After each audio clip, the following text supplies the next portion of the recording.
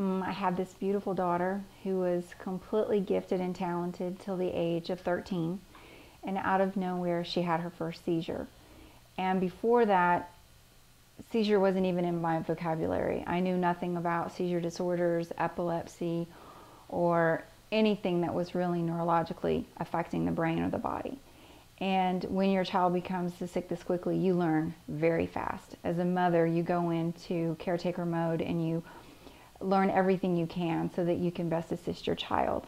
So I had this gifted, talented, amazing child that was a ballerina. She was singing opera. She was winning state awards for her a cappella Italian operas in the state of Texas, and all of that just came to a complete screeching halt when she was diagnosed with her seizure disorder. And that was in 2004. By the time she was 16, we were at the Mayo Hospital in Rochester, Minnesota, where 50 of the world's top epileptologists and neurologists examined her and treated her case. And it was at that point, November of 2006, where the neurologist and epileptologist says, we've always got hope, and there's always faith involved in a parent caring for their child with a condition like this, but modern medicine's only going to take you so far. We don't have a cure for what she has. So our best advice to you is to love her, enjoy her, and cherish the time that you have with her, because it's very limited. And at best, they gave her till age 18, and she was 16 then. So I had her till age 21. We kind of beat the odds, and I was doing exactly what the doctors prescribed. I lived every day to the fullest.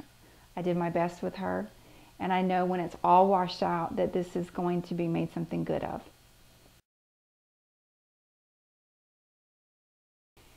As a mother, you go into fight or flight because you feel so much of what your child is going through. You feel the suffering, and it's truly a helpless feeling to watch your child have a seizure, because the only thing you can do is time it, and anything over 5 minutes becomes very critical. Those are sensitive timelines, and so you learn to watch the clock. You learn the basics and roll on the side. Don't put anything in their mouth. I would just coddle her. I would rock and coddle her and try to soothe her, because I knew she knew somewhere in there I was holding her, and so it was comforting to her on some level.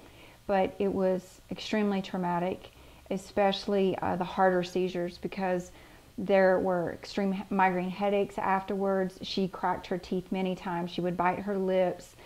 90% of my fear was an unmonitored, unsupervised fall, because those are fatal, which in the end is what had happened. So you can't catch every fall, and there's a point as a parent you realize, I'm not going to catch every fall. I can't be here for every fall. That was the hardest thing to swallow. That was the biggest pill of all to swallow, is I won't be able to catch her win. She loved to sing. She loved cartoons. So Saturday mornings would be full of reenactments of Simba the Lion King. She would climb all over the back of the couch. She would purr like a kitty. She knew the entire musical score from Cats. She would sing, and Ariel the Mermaid was a big hit in our house. She used to love to imitate the Lobster Mobster. I'm dating myself. But she was also very mischievous in a playful sort of way. She would play jokes on me and pranks on me, and she would hide things around the house, or she'd jump out from behind the door and scare me, and put her rubber snakes out. She was into creatures and plastic toys in the tub. Some girls had Barbies. Danielle had snakes and things from the Learning Channel, dinosaurs, and she loved to hide those around the house to try to scare me or her nanny, because her nanny was terrified of rubber snakes. So she was a practical joker. She got that after her dad. She had an amazing sense of humor.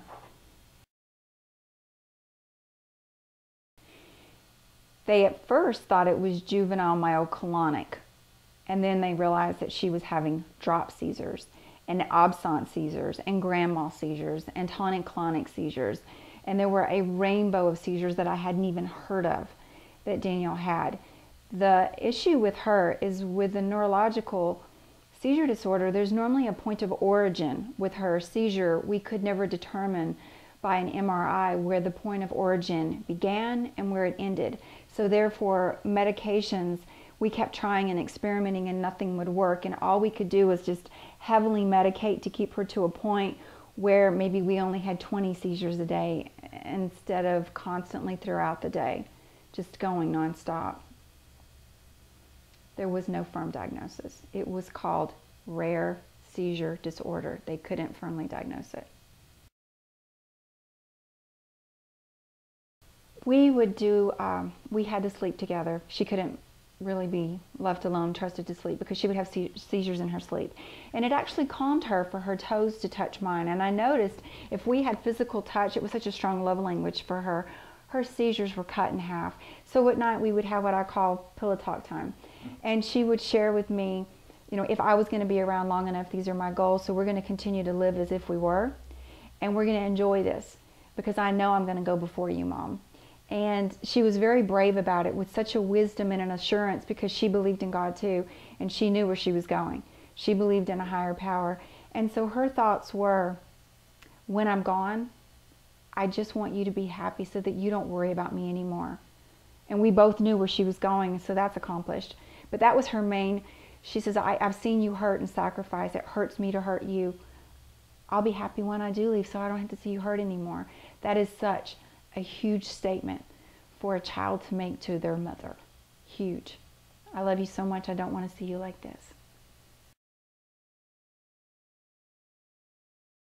Alexandria's name, when she was in my womb, she was named Alexandria. It's Greek, it's helper and defender of mankind.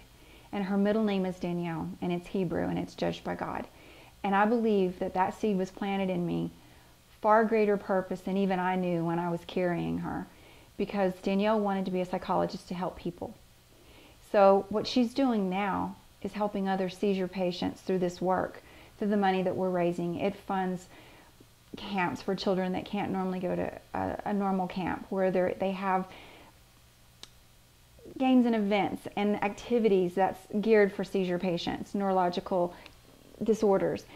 So what I would like to see is a greater awareness for seizure disorders, and to continue on with the legacy that she left behind to help others, because that's what she was named in honor of, helper and defender of mankind. And I believe through this work, that's what we're seeing here right now in the greater Austin area. This is where she wanted to go to school. This is where she wanted to live. And that's why I brought Heart and Soul here, to honor her legacy, because this is where she wanted to put down roots. Believe it or not, the group that is circled around her that have become her largest cheerleaders are her high school and elementary friends. Her very first friend in Texas goes to school here in UT, and decided to change her major after Danielle's passing to nurse practitioner. And one of her first medical classes was actually shadowing neurologists in the EMU wards and the epilepsy monitoring unit wards. So that came full circle, and she believed that she had a little angel upstairs kind of sprinkling pixie dust on, laying that future down ahead of her. It planted some powerful seeds. When we got together, the Epilepsy Foundation, when they approached me in South Texas, it was because we did an event as a team. About 6 months after Danielle had left, we all gathered together in her memory. We won Team Spirit Award, the most team spirit. And that kind of planted the seeds for Heart and Soul. And it just seemed like a series of God moments where everything lined up to where this is where Danielle wanted to live. So Heart and Soul was born and birthed in 2012. And the outpouring from the community and sponsors in 120 days was unlike anything I had ever seen. So coming into this next generation of Heart and Soul, I'm very blessed that we've had repeat sponsors. We are looking at having twice as many feet on the ground. The first was a walk. This is a timed 5K. So it will be wards passed out, and this will be the first 5K. And of course you can walk too. So I'm excited that Rough Hollow Lakeway has opened up their arms to us and welcomed our group in. So this is the first. This is the first 5K. This is the first at Rough Hollow, and the first for 2014 for us. I have such a strong root in my faith. I'm a faith-based woman. My father was a minister. My uncle was a minister. And coming up from the age of 6, I knew that there was a God. And I held on to him and leaned into him with every ounce of my being, because I knew one day he would come back for that which was his, and he did. And I had to be okay with that mentally and know that one day my faith is aligned. I will be back with her.